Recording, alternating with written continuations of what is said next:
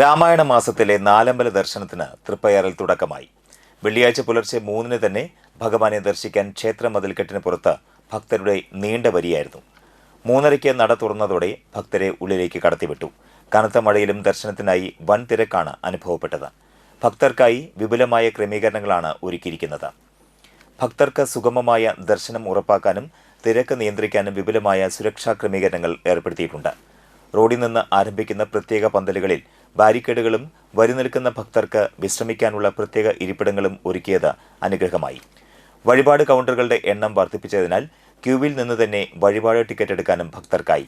ചുക്കുവെള്ളം ക്ഷേത്രത്തിനകത്തും ചുക്കുകാപ്പി ക്ഷേത്രത്തിന് പുറത്തും നൽകിയിരുന്നു.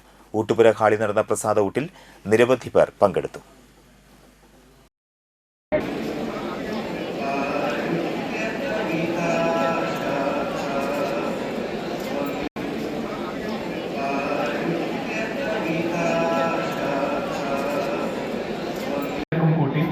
മറ്റുള്ളവർക്ക് അസൗകര്യമുണ്ടാക്കാതെ ദേവരെ ദർശിച്ച് നമുക്ക് ധന്യരാകും.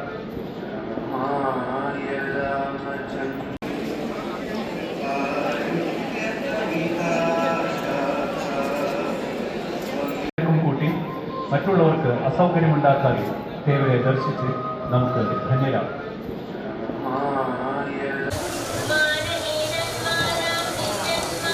രാമായണ മാസത്തിലെത്തി ശ്രീരാമക്ഷേത്ര സന്നിധിയിലെത്തുന്ന മുഴുവൻ ഭക്തർക്കും ഹൃദയം നിറഞ്ഞ ആശംസകൾ അർപ്പിക്കുന്നതോടൊപ്പം ഈ ക്ഷേത്ര നഗരിയുടെ ശുചിത്വവും സുന്ദരവുമായിട്ടുള്ള എല്ലാ സംവിധാനങ്ങളും ഒരുക്കാൻ കൊച്ചിൻ ദേവസ്വം ബോർഡും പോലീസും ആരോഗ്യവകുപ്പും സർക്കാരും എല്ലാ നിലയിലുള്ള സംവിധാനങ്ങൾ ഒരുക്കിക്കൊണ്ടാണ് ഇന്നിവിടെ ഭക്തർ സ്വീകരിച്ചിട്ടുള്ളത്.